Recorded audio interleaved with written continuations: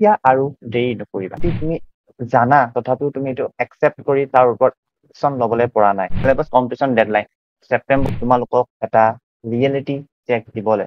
Very good morning, good afternoon, good evening, যেতিয়া তোমালোকে এইটো ভিডিঅ' চাইছা নিজৰ হিচাপে তোমাক good morning, good afternoon, good evening. ত' নমস্কাৰ, মোৰ নাম হ'ল ভৱেশ শ্ৰেষ্ঠ আৰু আজি মই লৈ আহিছো তোমালোকক এটা ৰিয়েলিটি চেক দিবলৈ যে তুমি যি ৰিয়েলিটি তুমি জানা তথাপিও তুমি এইটো একচেপ্ট কৰি তাৰ ওপৰত একশ্যন ল'বলৈ পৰা নাই। ত' সাৱধান হৈ থাক। কিয় সাৱধান, যিটো মই থাম্বনেইলত কৈছোৱে তোমালোকক সেইটো কথাটো এতিয়া জনাম। চ' আজি এই ভিডিঅ'টো উপলক্ষে তুমি আজি এটা এনেকুৱা চেনেল ওচৰত আহিছা যোনটো তোমাৰ বাবে গেম চেঞ্জাৰ, গাইডেন্স, মেন্টৰশ্বিপ গোটেই সোপা ইয়াত পাবা HS Board 2026 ওপৰত। So I'm welcoming you to the amazing platform of Eduflix Assam, that is a new step towards education of বলা আৰম্ভ কৰোঁতে সাৱধান হৈ থাক। সাৱধান HS ফাইনেল ষ্টুডেণ্ট। কোন বৰ্ষৰ? এতিয়া যিহেতু অহা বৰ্ষ যিটো 2026 আমি মানিছো তোমালোকৰ বাবে। এইটো কি কয়, जो आज इम्प्रेस कर रहे हैं वही कल डिप्रेस करेंगे। মানে যোনে তোমাক এতিয়া ইমপ্ৰেছ কৰি আছে সেইজনে তোমাক অলপ পাছতকৈ ডিপ্ৰেছ কৰিব। চ' গতিকে ইয়াত কি লিখিছো, इसलिए सावधान रहे सतर्क रहे, মানে সাৱধান থকা।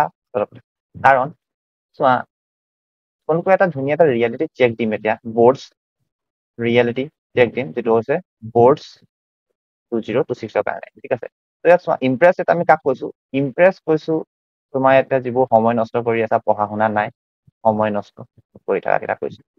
আৰু ডিপ্ৰেছ যেতিয়া এক্সাম পাবা আহিব, যেতিয়া এক্সাম আহিব তেতিয়া তোমালোকে কি কৰিবা, এই একো পঢ়া নাই, কেনেকা কৰিম, কেনেকা চিলেবাছটো কমপ্লিট কৰিম, তেনেকুৱা। ত' সেইটো কথাৰ কাৰণে আজি এই ভিডিঅ'টো হয়। ত' তোমালোকে সম্পূৰ্ণ চাবা আৰু কমেণ্টত জনাবা কেনেকুৱা। ঠিক আছে, এতিয়া আৰু দেৰি নকৰিবা। কিহৰ কাৰণে? চিলেবাছটো কমপ্লিট কৰিবলৈ। কাৰণ মই জানো এতিয়ালৈকে বহুত তোমালোকে কিছুমানে আৰম্ভ কৰা নাই বা কিছুমানে আৰম্ভ কৰিছা যদিও তোমালোকে এটা প্লেন আৰু ষ্ট্ৰাকচাৰ্ড ৱেত কৰিব পৰা নাই। আৰু যোনে আৰম্ভ কৰিছা সিহঁতি টিউশ্যন কৰিছে বা অনলাইন বেটছৰ লগত কৰিছে, সিহঁতি ধুনীয়াকে কৰি যোৱা। আৰু যোনে আৰম্ভ কৰা নাই এই ভিডিঅ'টো শেষলৈকে চোৱা, যে মই কিয় কৈ আছো যে এতিয়া আৰু দেৰি নকৰিবা। এতিয়া তোমালোকৰ সময় কেইটা আছে? এতিয়া তোমাৰ ছেপ্টেম্বৰ, অক্টোবৰ, নৱেম্বৰ, ডিচেম্বৰ, জানুৱাৰী আৰু ফেব্ৰুৱাৰী মাজৰ পৰা তোমাৰ পৰীক্ষা আৰম্ভ হ'ব। তোমাৰ কিমান এমাহ আছে? এমাহ, 2 মাহ, 3 মাহ, 4 মাহ, 5 মাহ, 6 মাহ, এনে 5.5 months আছে। বাট ইয়াত ৰিয়েলিটি এটা আমি চেক কৰিম যে তোমাৰ ছেপ্টেম্বৰ, অক্টোবৰ, আপ টু জানুৱাৰীলৈকে তুমি আচলতে পঢ়িবলৈ কিমান সময় ল'ব।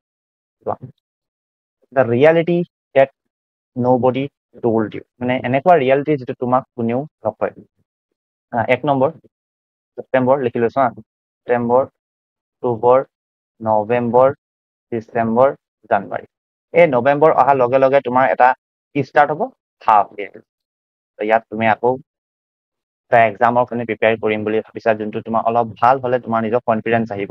চ' আকৌ ডিচেম্বৰ শেষত বা জানুৱাৰী ফাৰ্ষ্ট উইকত তোমালোকৰ কি পাতা হ'ব, প্ৰি টেষ্ট। তাৰ পাছত তোমাৰ আহিব practical exam. And no' doubt এতিয়ালৈকে চাগে বহুত স্কুলত তোমালোকৰ প্ৰেক্টিকেল কৰাব আৰম্ভ কৰিলে, বা যদি নাই কৰা তেতিয়া তোমাৰ অক্টোবৰৰ মিডৰ পৰা তোমালোকক আৰম্ভ কৰিব কি প্ৰেক্টিকেল কৰিবলৈ। আকৌ তাত প্ৰেক্টিকেল কৰিব লাগিব, প্ৰেক্টিকেল কৰিবলৈ ছাবমিট কৰিব যাব লাগিব।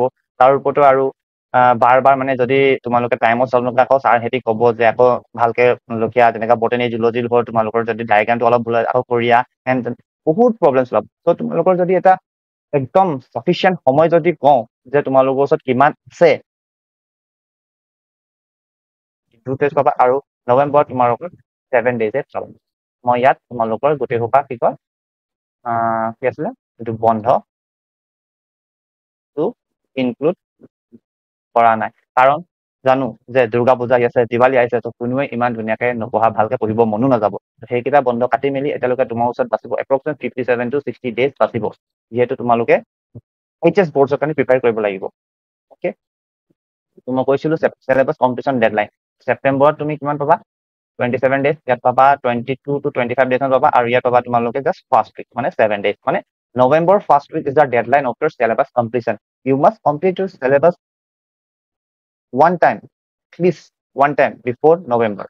So এতিয়া চিলেবাছটো আগত কমপ্লিট কৰিলে তোমালোকৰ ফাইদা কি হ'ব? ফাইদা কি আছে? যেতিয়া তুমি চিলেবাছটো এবাৰ কমপ্লিট কৰিবা, তেতিয়া তোমাৰ হাফ ইয়াৰলি এক্সামত এবাৰ ৰিভাইজ কৰিবলৈ সময় পাবা আধা পাৰ্ট। আধা আহিব তোমাৰ হাফ ইয়াৰলিত। ত' তোমাৰ নৱেম্বৰ 1লৈকে তুমি গোটেই চিলেবাছটো কমপ্লিট কৰা ধৰি লোৱা এইটো। তুমি এই আধাটো আহিব তোমাৰ হাফ ইয়াৰলি, কিন্তু এতিয়া তুমি যেতিয়া হাফ ইয়াৰলিৰ কাৰণে প্ৰিপেয়াৰ কৰিবা, সেই আধাটো আৰু এবাৰ ৰিভাইজ কৰিব পাবা ন, তেতিয়া +1 থাকিব। তাৰপিছত তুমি ইয়াৰ পাছত নৱেম্বৰ তোমাৰ হাফ ইয়াৰলি হোৱাৰ পাছত তুমি 2 to 3 টাইমছ ৰিভিজন কৰিবলৈ সময় পাবা। গতিকে তাৰ কাৰণে আৰু প্ৰেক্টিকেলছো তোমালোকে ধুনীয়াকৈ কৰিব পাৰিবা, কাৰণ তোমালোকৰ তেতিয়া মাথাত টেনচন নাথাকিব যে প্ৰেক্টিকেল কৰিব আছে, পঢ়িবলৈও আছে, ৰিভিজনো কৰিবলৈ আছে, সেইবোৰ খুব টেনচন নাথাকিব।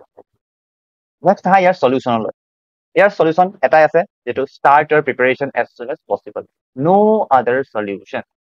চিলেবাছ কমপ্লিট কৰা এটাই আছে, কষ্ট কৰা ধুনীয়াকে, আৰু এজ সুন এজ পচিবল আৰম্ভ কৰা পঢ়িবলৈ। মই জানো মেক্সিমাম 80% ষ্টুডেণ্টে পঢ়া আৰম্ভ কৰা নাই, আৰু কৰিছা যদিও ভালকে হোৱা নাই কাৰণে তোমালোকে মাজত এইটো কি কয় বেকলগ লগাৰ কাৰণে তোমালোকে আকৌ প্ৰথম পৰা আৰম্ভ কৰি আছা।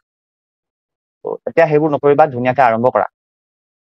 আৰু এটা কুৱেশ্যন আছে, ইয়াত কুৱেশ্যন মাৰ্ক দিয়া আছে যে is it possible in 60 days? কিয় পচিবল নহ'ব বাৰু?